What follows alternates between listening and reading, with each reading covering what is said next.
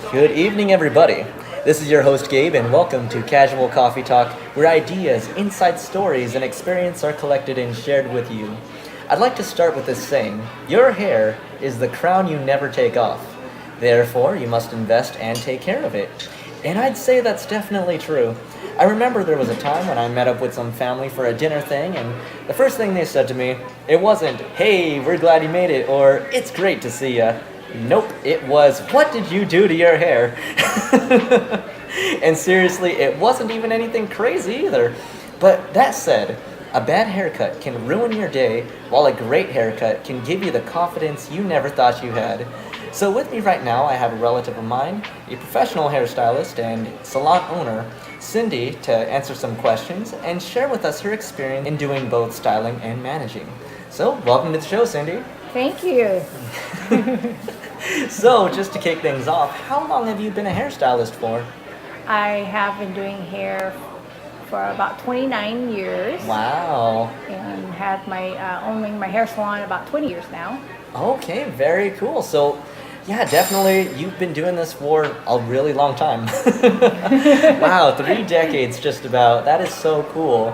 So if anyone asked you a question about hair immediately, you would already come up with an answer in a snap just because you've done it for so long, right? It's naturally, it's just in you. I can do it in my sleep. Ah, very, very cool.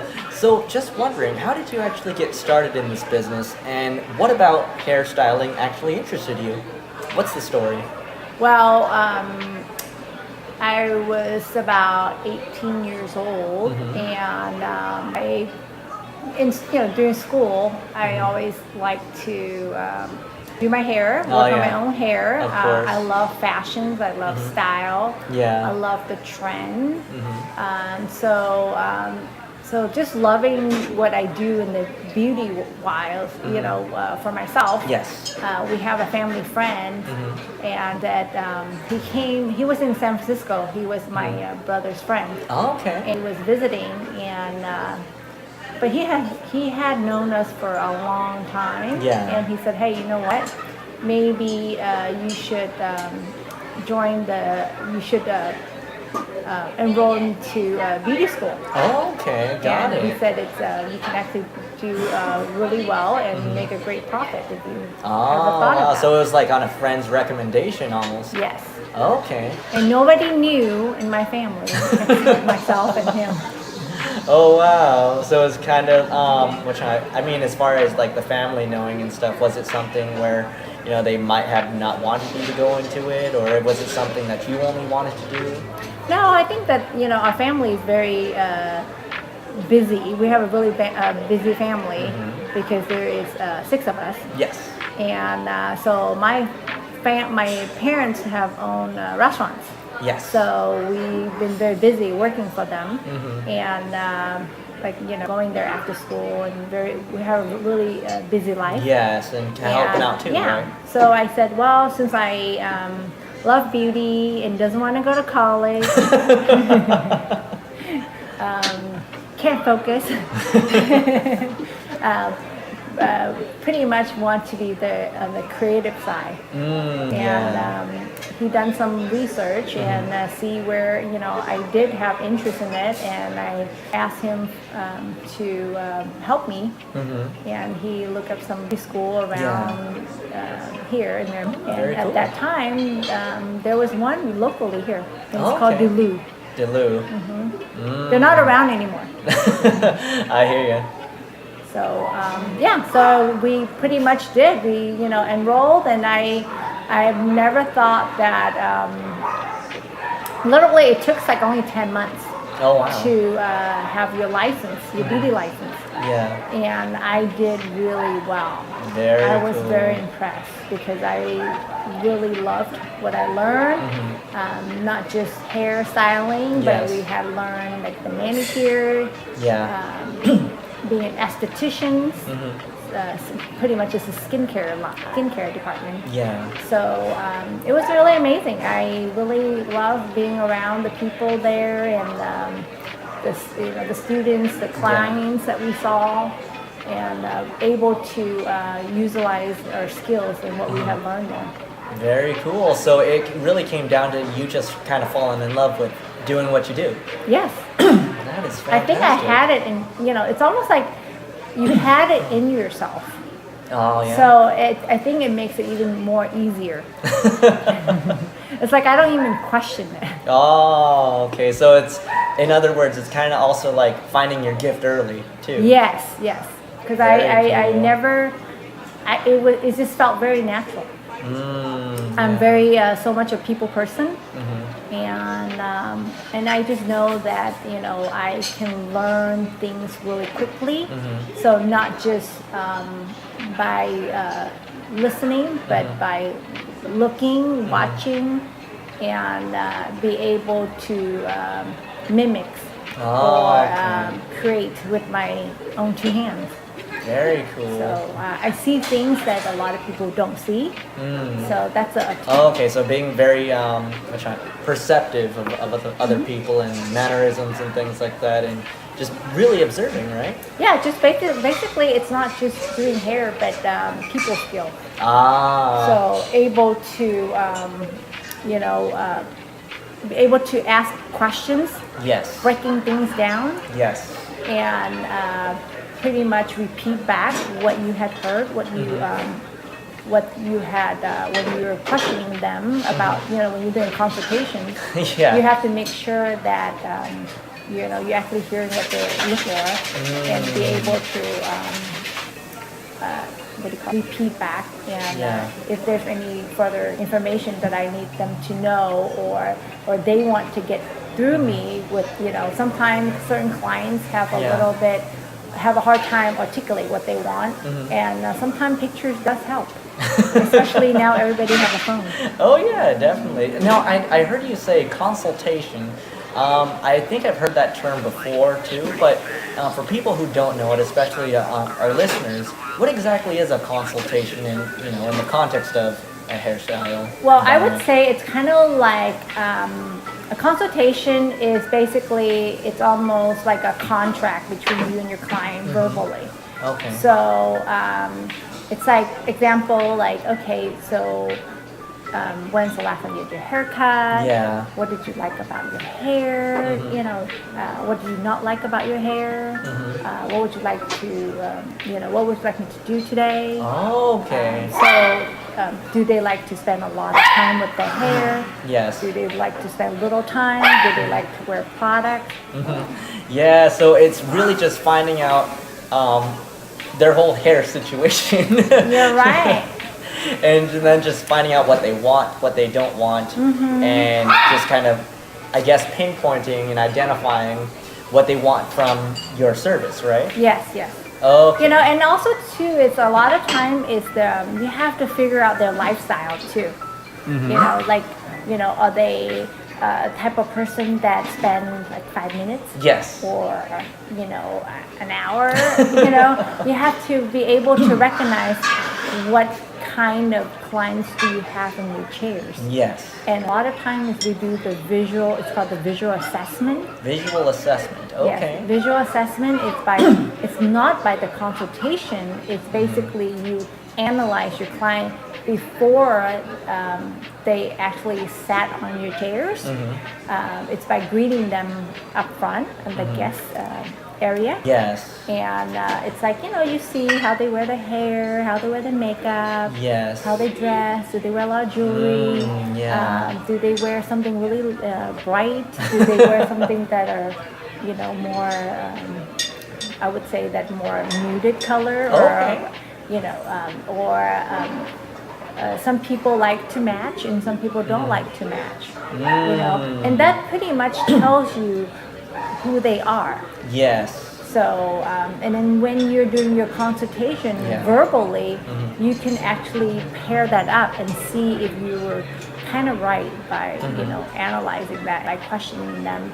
And, I would say that a lot of the visual tells you a lot about what they're about to what they're about to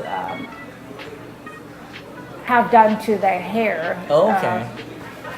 Yeah, because just their appearance alone will give you information on how they carry themselves and their personality, right? Yeah. Because it's like, it's like, do you want, if the clients, whether, the haircut, do you want the hair to look more like a fun style or more of like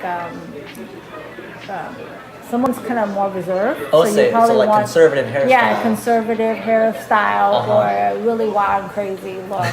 So it depends on, what kind of clients you're looking at. Wow, you sound like a detective or something. Yeah, I mean, there's more than just a haircut. So a lot of times people think that he's doing haircut. It's not that. Gee. So you have to have it. It's something that it built in my personality. So it doesn't take long for me to, able to utilize my skills. Okay, and just kind of use it to also read someone in order to service them at the highest level. Yeah. Very and cool. And the thing is, like, I don't just do haircuts. I do color too. Oh, okay. So you have to be able to give your client what they're looking for, because if they're showing you pictures or if they're showing you or they're telling you something, the haircut alone might not support what they're looking for. So you might have to do other things besides just a haircut.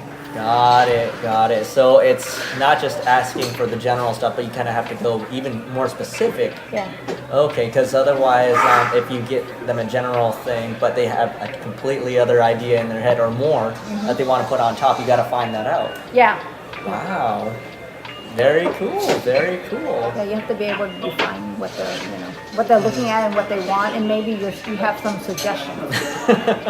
So I would imagine that the type of skills or qualities that someone as a hairstylist would actually need, or what's important, would be observation skills, being creative, and being able to, I guess, problem solving. Oh yeah, you're pretty much you are the what do you call it, solution. Yes. I would say a person that they have a problem, you are the one that's solving their problem. Yeah. So you are the solution. Got it. I'm trying to remember the other quality that I thought in my head too also, in terms of just, being observant and being creative. Let's see here. Also, it's a lot of customer service too, right? Yeah, a lot of customer service. Yeah, it sounds like it's you have to understand it's like it's an overall package. In order to make it and be a successful stylist, you have to be able to, think fast. Yes. And like I said, everything takes practice and takes time. But if you're able to, put forward into the educations, to opens up your horizons. You can see so many different things and ideas. Wow. Wow, it almost sounds like you're an artist of some sort too. That is really cool. That's really cool. So if someone wanted to be a professional hairstylist, what are some ways that they could get started? I would say that go to school. Go to beauty school. Make sure you get your license. Yeah. I would say that pay attention. I know that when you do go, they go by the hours. It's 1,600 hours. 1,600. Wow. So you need 1,600 hours, and when you have interest in that career, normally it's like a job. You don't call out sick. You want to make sure you stay focused and you do well. And just make sure that you finish right on time. Don't drag this through. Yeah. Because a lot of what I found out, a lot of the students, they take longer than they took, and so they kind of lost focus, like in the process. Oh no. And because it's a very young group of people that went to the school, and because they think that I want to be a stylist, I want to be an artist, I want to be in I want to be a platform artist. I want to do hair shows. There's a lot of excitement when you're young too. do a lot. I want to make a lot of money. Of course. And I just think that with that thrill, when they really went to school, it's not how it looked. Not as glamorous as they think. I mean, it's dependent what excites them, right? Yeah, of course. But I would say definitely get your license. Make sure you stay focused. Yes. Like 10 months is not that long of a process. Okay. And make sure that, any questions or any things that they do to the clients or friend, with the hair, I would say get as many models you can and, work on them. And because your teacher's there, you're there 8 hours. Wow. So have fun, and it's okay when you have when you run into problems. So it's a great problem. Problem will help you succeed. Yeah. So you have to run into problems. When you have problems, you have questions. Yes. And then you get answer from your teachers. And then you learn from that. Yeah, You learn from wow. So in other words, you would actually be going to school, practicing lots, and really staying focused and disciplined when trying to go and complete the program, right? Don't end up being a model. Be the one that does everybody's hair in class. Ah, okay, very good. Yeah, because you'll end up learning a lot because you're going to have a lot of volunteers. Oh yeah. And you get to ruin a lot of hairs. Oh but that's my gosh. how you learn. Of course. It's of course. free. And it's voluntary, right? Yeah. So yeah, free haircut, voluntary, and hey, if you make a mistake, they already knew what they were getting into. Yeah. Yeah. Everybody comes out with short hair. Oh boy. Well, at least they knew. that could have been a impossible outcome. So, hey, that's just the way it works. Yeah, I mean, I had long hair. I kept my long hair all the way through. Yeah. And all the people that went to school with me and around me, I constantly getting models like, hey, you want to be my model? Yes. And a lot of your friends are the people that are, in the same class with you. Yes. They love to get pampered, but they don't realize they're my guinea pigs. Hey, as long as you pitch it right, and they are getting, if they're happy with the haircut they're getting, and just be the smart one. That's just fine. be a smart one out of a bunch. I don't see any problems with that. Well, moving on though, I know that you own your own salon, and actually obtaining and running your own salon, doesn't sound like an easy thing to do. For anybody who's like wanting to own their own businesses or be their own boss, it's not easy. It's definitely not easy. So, what does it take to own, run, and keep a salon going as far as education, skills, resources? What do you feel is the most important things in order to keep it running? I would say that number one thing, everybody wants to, when people want to have their own business, they have a dream. Yes. And they always have a dream that they're gonna have a very successful business. They're gonna have all their friends work for them. Oh yeah. They have all this imagination, which is great. I mean, that's what get people started, right? But also people get in trouble too with their dreams. So it's like I said, everything takes time and it takes process, and a lot of things not how it looked or what you heard or what you read or it's a really interesting thing. It's all individual. Yeah. But so I would say that you have to make sure when you have your own business, you are dedicated to the business. That means long hours. Okay, a lot of work too. Long hours. You have to be there 2 hours before your shop actually opens. Oh boy. To get your salon set up. Yeah. You have to stay late if you have clients. Yeah. You don't refuse anybody. Wow. So there is a lot of what do you call it's a lot of work. I mean, it's long hours. Sounds like a lot of commitment too. Yeah, a lot of commitment, a lot of hours. Family and functions, or like your last of your, of what you're going to be participating, basically. Wow. So it's like your business is your with a party. Uh-huh. You don't want to think that way, but it's true. Yeah, it's your You know? lifestyle too. So, I mean, I had my business from the beginning. I didn't think it was that different. I didn't think it was going to be that difficult. Yeah. But you have to understand that even if you have a friend working for you, Yeah. they still need to earn their paycheck. Of course. And if there's no business, and still when you're new at the industry, Yeah. you don't really know where to advertise. You don't know, what product you're going to be carrying. Yeah. There's a lot of kinks. Yeah, that a you lot of need things to- that you might yeah. not know. Yeah. So there's a lot of things that you keep. We what do you call it? Reconfigure something. Yeah, What do you call it? fine-tuning. Yeah, fine tuning. Constantly. Ah, yeah. And then but at the end it's it's like a roller coaster. Yeah. There's this scary moment, and I mean right now it's been 20 years, so You've seen it all. I've seen it all. Hey, But it's a great sacrifice. yeah, the way I see Because it is, I might not be able to spend a lot of time with my family. Uh-huh. I might miss a couple of the functions Yeah. for my kids. Yeah. And my relatives and Yeah. families wise, big families. That's where I come from. But at the end, I'm able to provide for my kids.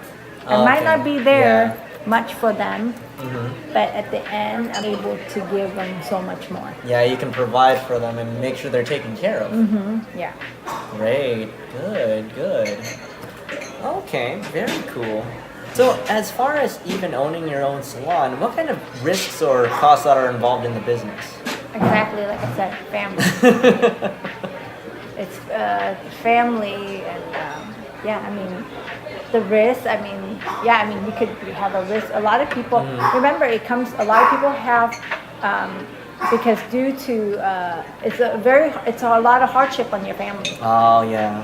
especially if you are like at that time my kids Yeah. were really young, so you can have a broken family easily. Oh, boy. Because a lot of the tensions, where because you don't have much business at the beginning, Yeah. you're not bringing home anything, and then on top of it you have a lot of bills, Yeah. and then you're not spending time with your family. So there's a lot of things that are go against you. So a lot of times when you don't have a strong partner, it would destroy you. Oh, okay. So I'm glad that I have a great supportive husband, and the kids were young. So Oh, it was great that he's able to help me in that part of the department, Yeah. taking care of the kids, make sure they're well taken care of, that so you have less stress, so you can focus on your business. I see. So kind of like having that side taken care of while the business is experiencing Yeah. the growing pains of development, right? Yeah, it's a big burden. Oh, Big wow. burden, big success. So you have, there's Yeah. no such things. It's like, no burden and success. Well, I don't think it's a so. balance, you Yeah. know. I mean, if you're gonna be putting out that much work, I mean, we hope that the reward will match it. Yeah. You know, No one would know Yeah. how it would turn out. You Yeah, don't we know, don't. but having a business is a risk. Yes, but I mean, it's a risk that some people are willing to take. Yeah, you're right. Definitely, success ain't cheap. No. And it's not easy either. Yeah, but everybody wants it, easy going, and Yes. wants it. They think that they just they want it all. They want to be happy. They want Of course, great yeah. business and fun people around them, and lots of money, and do a lot of trips. Oh yeah. Well, you know what? You gotta put in a lot of hardship. Put in your work and you have to earn it. Yeah, you have to earn it. Wow. That's why if you look at a lot of documentary, you know, a lot of people that are very successful. Yeah. A lot of time is it's the families it takes a toll. Yeah, because it's a lot of time away from home too, and Yeah. especially putting it into the business. You're right. I don't know, it sounds like the business is like a kid or something. You're right.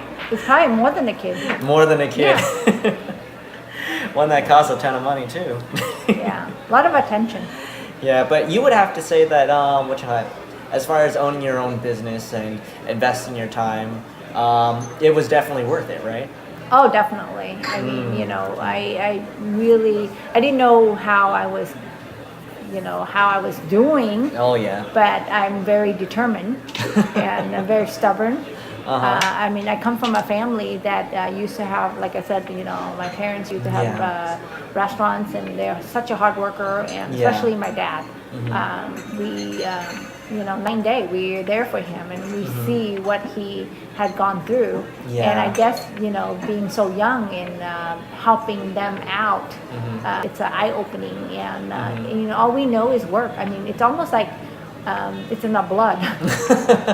So building. So we up don't know a work any ethic other. Yeah, too. we don't know any otherwise. Oh wow. I mean, that's a good thing to have, especially if you know, having that strong, tough mental fortitude for work Yeah. also. You just don't give up. Ah, very cool. Yeah. Very good. Very good. That is really. I think neat. being Asian too. Being The high Chinese- expectation. Yeah, the high expectation. There's No, I hear you. Yeah. I definitely hear you. There's no failure, let me tell you. So actually, I was wondering when you when starting a business, especially a salon. I know that of course there are different types of salons or haircutting establishments. For instance, I know that our location near Mesa, since we're right next to a military base, we have a bunch of barber shops set up that do like crew cuts only, or military cuts, or really short cuts. I know for like your business, you actually do a lot more stylish hair and more trendy, right? Yeah. So I was actually wondering, what are some factors that, when you set up your shop, what are some of the factors that help you determine, where you want to set up and what kind of haircuts you wanted to give? You know what? You have to try all different. In the beginning, you have no clue what you're doing. You just know how to do hair. Okay. Right? You don't even know the demographic of the age group, or what type of people, the age, the age group. You just kind of go with the flow. I mean, be open-minded, because sometimes you want certain thing, but it might not turn out the way you wanted it, and you might feel defeated. And I just think that for me, it's like, the great thing about me is I'm Gemini. I'm very open. I don't know anything about my sign, but no, I'm just saying, it's fine. I because am too. I'm flexible. Yeah. I'm flexible. I'm fast thinking too. Yeah, I'm just kind of like, well, let's do it and see, what I'm going to be doing. If I used to have like manicures. I have esthetician. We do haircuts and we do perms, we do all this kind of stuff. Yeah. And then I took some classes. It's called the Maui Mastermind. So I took some business classes, and I learned about just about business.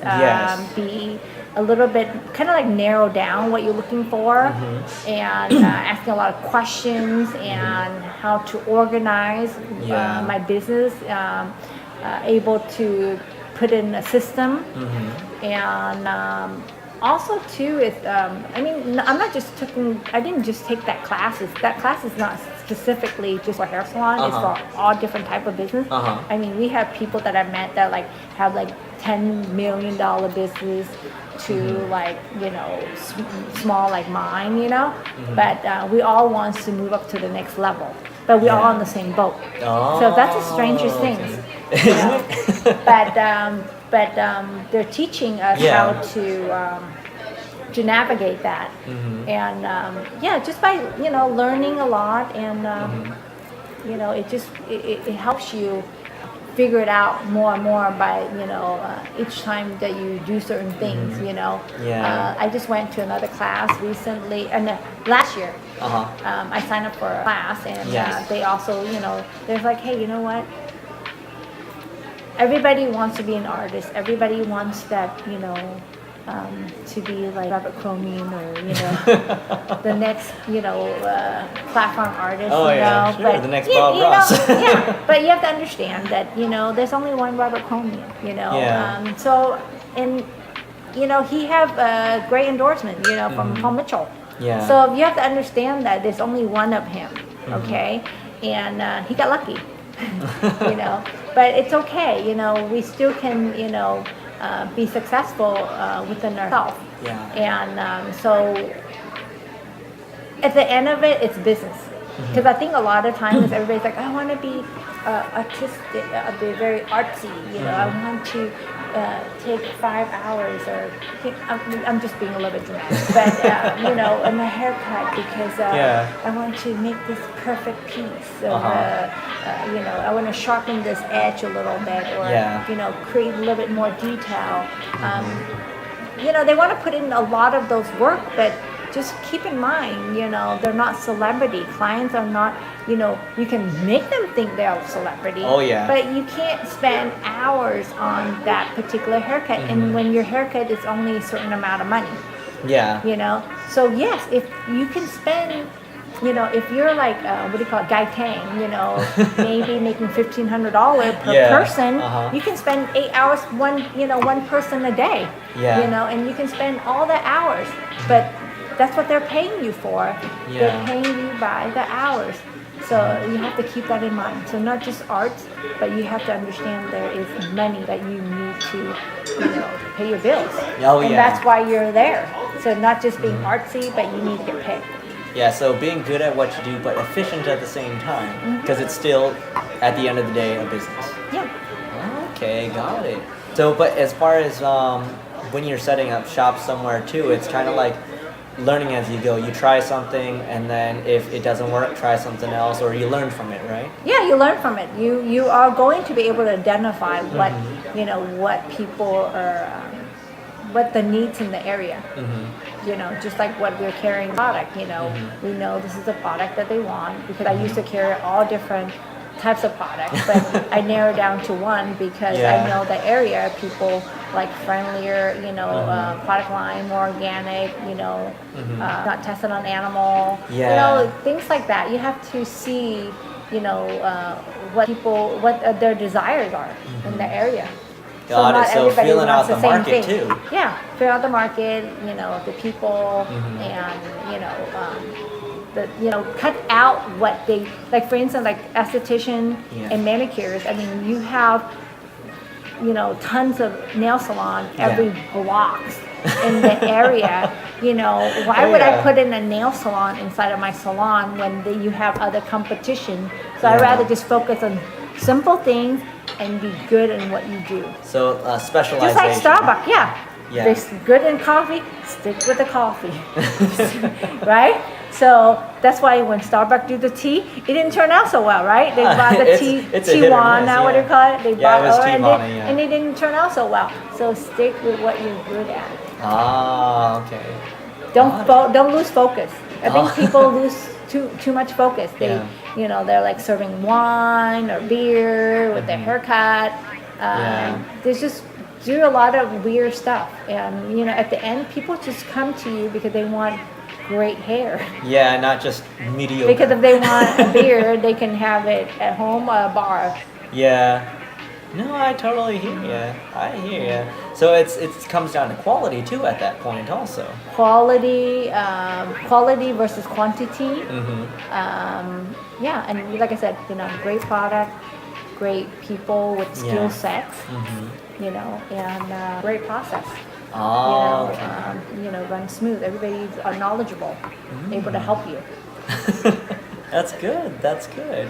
So here's kind of like a more of I don't want to say it's more like a fun question a little bit, but we already went over like your thought process of a consultation, and you gave us a little bit of light for that. But as far as a consultation with, let's say, someone who is very young, male or female. They have they want like low maintenance hair, but wants it to be easy to style, but never had their hair styled before. What kind of I guess hairstyle would you give them or recommend? It's You know a pretty what? open question. Let me tell you. Uh-huh. The funny thing, remember I talked about observation, analyzing, right? Yes.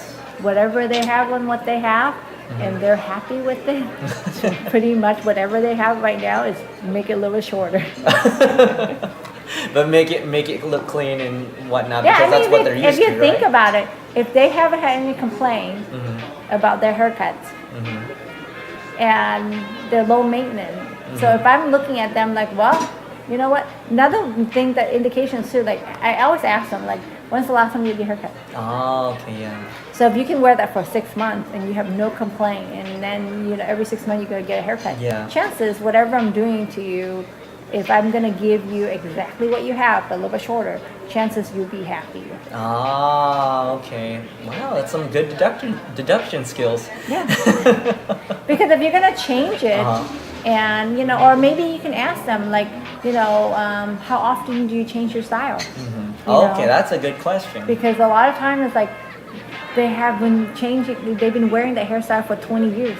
So if they've been happy with it, why change? Yeah. So if they said something like, okay, well, I want something different. I'm not really sure yet, but I just want it shorter. Yeah. But that means that sometimes, I would modify a little bit. So modify maybe with the change, but there's so many different, even with color-wise, they can have a color that they don't have to keep it up as much anymore. Oh, yeah. So there's a lot of things that they can do, So they don't have to change their haircut, but they can change their color. Oh, that's cool. Color can kind of give you a perceptions of depth. Oh, okay. So very neat, very neat. So really it just comes down to their preference, but at the same time, what you were saying though, if really the questions, how they answer will give you an idea of what they really want. Yeah, you're right. Question them. Very cool. Very cool. A lot of I noticed a lot of young stylists will be like, okay, you want change, and then they just went crazy and go at it, know. But that's kind of dangerous. Yeah, and just think about it. It's just like what do you call it? Home improvement. The same way. Yeah. You just have to ask a lot of questions. Look at pictures. Show them some pictures. What your thoughts are. Because some people are very good at articulate what they want, and some people are not. So if you have some, thing in mind, and knowing that they don't want to spend a lot of time, with their hair or no use of products, then like I said, just have to show them some pictures. Well, do you like this? Do you like that? And then if there's some pictures that that it's going to require work or products, let them know. Yeah, and then they'll go and tell you if they can do it or not. Yeah, and I mean, I have clients that go, well, I want this haircut, but I don't like to put products on. And that model in the pictures have products. Right? Yeah. So I would say this, I would give some tip to any stylist. They need to know the products. They need to know the way it feels, the way it smells, the way how it style in the hair. Yeah, how because there is a lot of products out there. Not necessarily every product is a gel or a pomade. Yeah. Because many times I would use oil. I use essential oils or even conditioner, leave-in conditioner. So you don't have to use products. Like a styling product. You can use something else. Oh, wow. So kind of like get to know your client. Like what is it that you do not like using products? Does it make it feel crunchy, dirty? Ask dry them. or oily. Yeah, ask them how they, how it feels on them. Yeah. Because I think that a lot of the information haven't tapped into it. So, right? Yeah. Because knowing your client, they're like, well, I don't like using a product that makes my hair feel like there's some product on there. So I have products that you put in and it feels like nothing, but it does do the tricks. Oh, wow. Very good. right? Uh-huh. So if they say I don't like crunchy, I have something with a little oil. If they say I want something, super soft, mild, barely there. There's all kinds of product for everything. Yeah, wow. So I almost feel like, for them, it's almost just because they just don't know what's out there. They But don't you know. do. Yeah, they don't know how it feels. Like everybody, remember, what do you call I wouldn't say it's a sixth sense. I would say some people they go by the touch. Oh, yeah. Some people go by the smell, Yeah. right? And Yeah. people just look. So you have to identify which client they are. Who are they? Yeah. Are they the touchy one, the smelly kind, or the The smelly kind. right? If you think about it. Which one appeals to them Yeah, most? because some clients they love scented. Anything that is scented. Oh. They don't care how it feels, but anything that smells good, they gravitate to it. Yeah, and it makes them feel Yeah, good too. and some people I like it feel this way. I like the way it touch. And then some people like certain things. You never know. Okay. So you have to tap into that. Like for someone who's into, I guess, looks, it might affect, the shininess of the hair or, And you have the something appearance. that's matte. Oh, there you See? go. Okay. So you have to think wow. about there's so much information. And the important thing is asking the right questions. Yeah, definitely. Right? Definitely, Even down to the yeah. shampoo. How do you want the shampoo to feel in your hair? How do you want the condition to feel in your hair? Do you like soft, heavy, light? What do you like?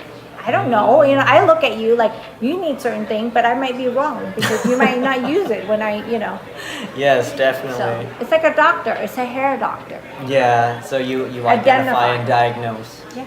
Got it. Very cool. Very cool. So I know in many different industries, the level of customer service actually determines a customer's probability of returning. So as someone who cuts hair for a living, what do you feel is the most important thing to a customer when creating the best haircut? Because I know I've had, for myself personally, I've had it where there was, I get a haircut and it'll be like a decent cut, or it'll be a a cut that I think, yeah, that's a haircut. It's good for now, but I end up only going there once. So what would you feel is important for a customer when creating the best experience to get them back in? I would say important thing is the customer service. And customer service is just like a one umbrella of all. So I would say that if you want to break it down into more of it, it's part of it. It's from the beginning, from the get-go when they walk in. Like I said, you go up there, you greet them with a great handshake. You can feel how their handshakes are. Whether it's firm or really light or very blah. They might be scared of you. Yeah. So you can feel the energy, right? And some people are not going to warm up to you that quickly. Right? Because they also, you have to understand when it comes to a haircut, they look at you because you put out this image. Because as a stylist, you should put yourself together, right? Because you're selling yourself, because you're in the beauty industry. But not everybody likes the way how you look, right? Yeah. So sometimes most of the time you attract your own kind, and then some of them you don't attract certain kind. So like engineers,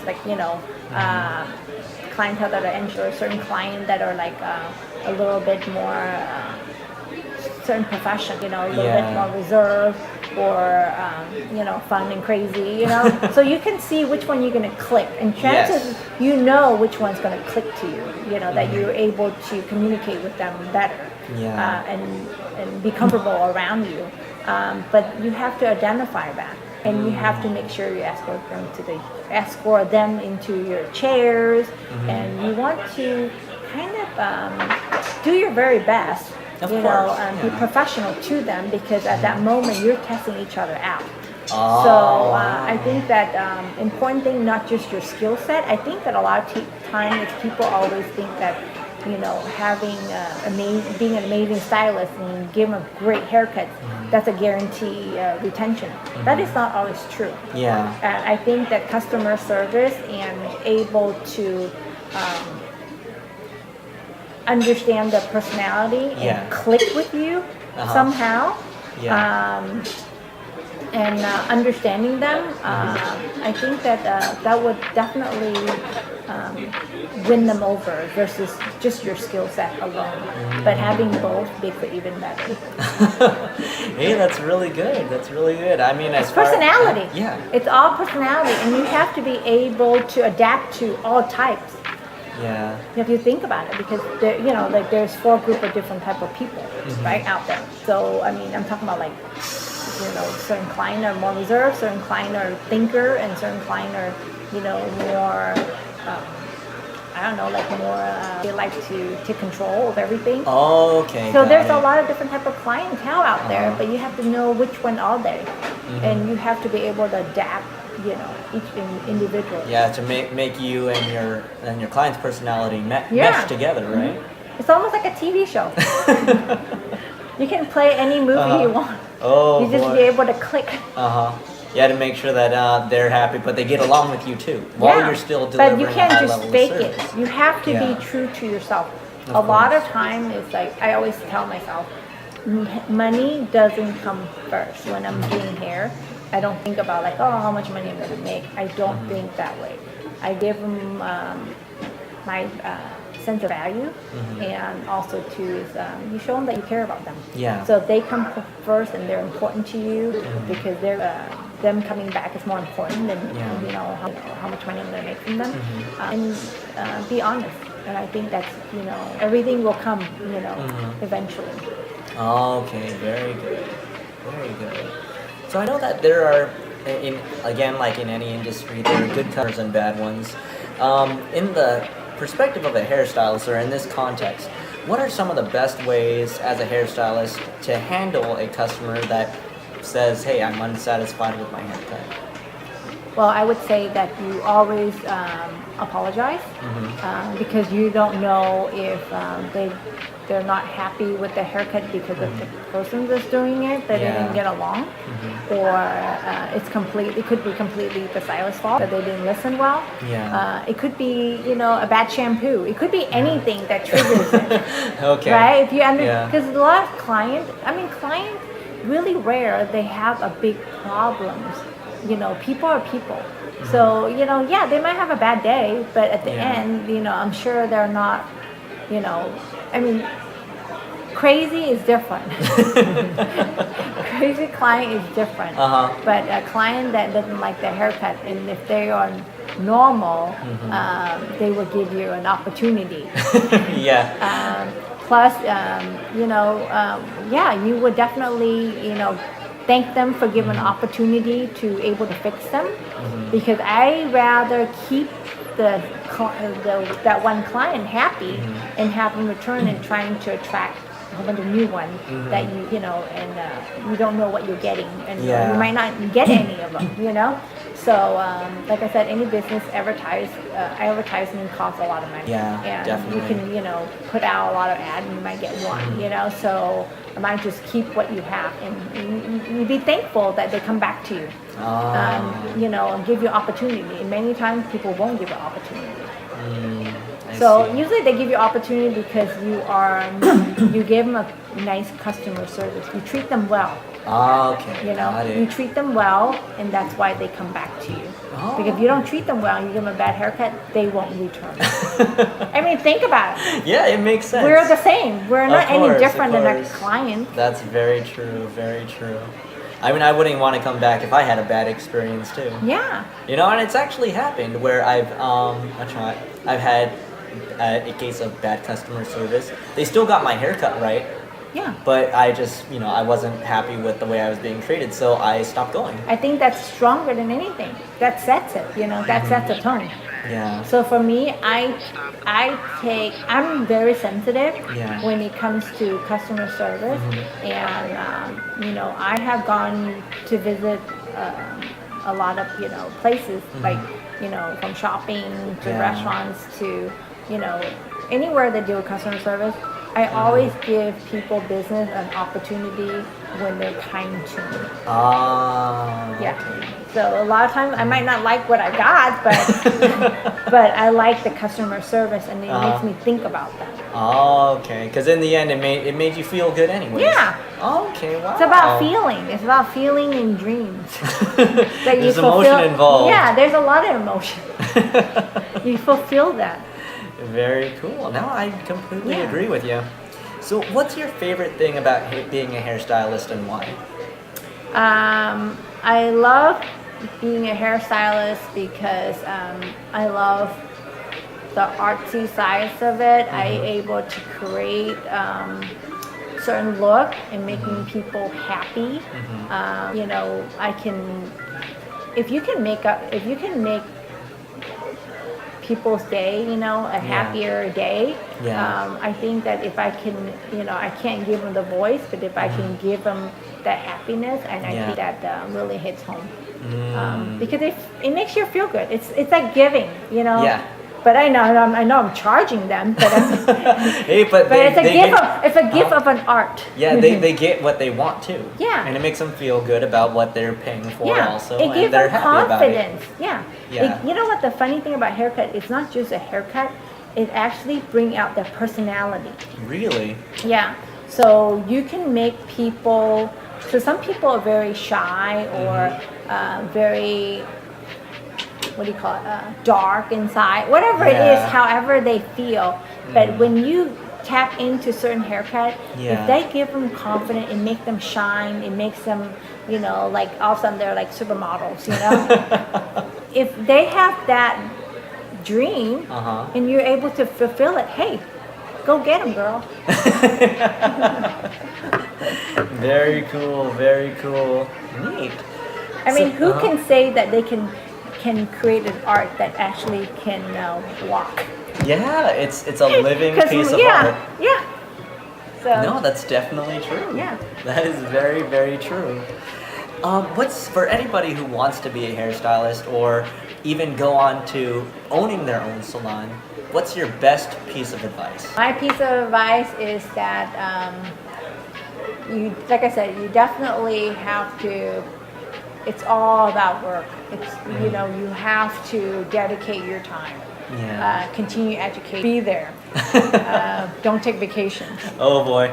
Because you won't see your vacation around the corner. Yeah, you have to be serious. You have to just keep in mind it's a long journey, but it's a great journey. You know, but definitely you have to. I mean, you have to be there. Like, you know, like I said, if you think about vacation and all this foo-foo stuff, you might not go shopping for a couple years. Yeah. But it's okay. Yeah. At the end, you can, you know, have many vacations and, you know, more shopping and better things to come, you know, big things. So, but, you know, you have to put in your, you know, your best, what you call best foot forward. Yeah, and putting your time, putting your work and dedication to make it all worth it in the end. Yeah. So, and you have to be there. You cannot count on other people to make it successful for you. Whoever your partner is, it's you on the line. Got it. Yes, because if you put people for you know, whoever you're hiring, and you're like, well, I'm gonna hire somebody and they're gonna do all the work for me, and I'm gonna take the back seat, or I'm gonna do something else. Yeah. That would never happen, because no one's gonna do the best work as much as you would be, because that's your business at the end. Yeah. Okay, that makes a lot of sense. Definitely. Bonus question: what do you like to do in your free time, and why is that important to you? I love to work out. Oh, very cool. I love to work out. I love to spend time with family and friends, because at the end of it, your health is very important. You know, no health, no work. Yeah, that's true. You know, that's true. and it would be a burden for the family after they support you all the many years. Yeah, that's true. No work, no money. Yeah. So I would definitely say take care of your health because money cannot buy health. That's very true. You know, and family. What do you call it? Family is very, very important because you know, you create your family. Now you have to take care of them, and you have to enjoy being with them because they make you happy. Yeah. You know, they're a reason for doing what you do. Mm-hmm, they are a reason why you work 7 days. No, that's very true. Yeah, Very you know, true. it's a lot of tears. No blood though. This is No tears. blood. But yeah, definitely, you know, your health and family is very important. Ah, very cool. All right, so you know that is actually everything. That's all my questions. Do you have any final thoughts or special mentions or anything that you'd like to share with our audience before we wrap up? Well, anybody think that having a business is easy? Think twice. But you know what? At the end, there's a lot of rewards. So they said, what do you call it? Big risk, big money. Yeah, I know. Yeah, you're right. So everything you have, you know, don't be afraid. I mean, you gotta, you know, take the first step. Don't think. You know, because there is a lot of different type of people, and some people they think, and they never take the first step toward what they want to do. But you know, like I said, you have to take risks, and every risk there's always success. So yeah, the journey of 1,000 miles does not start unless you take the first step. You're right. That's very true, very true. Well, that is everything on my end. Again, this is your host, Gabe, and that was our episode of Casual Coffee Talk. Thank you so much, Cindy, for sharing your thoughts about hairstyling and the industry. And we will see you guys on the next episode. Shout out, split ends. And Take sorry care. about the dogs. All right, take care, guys.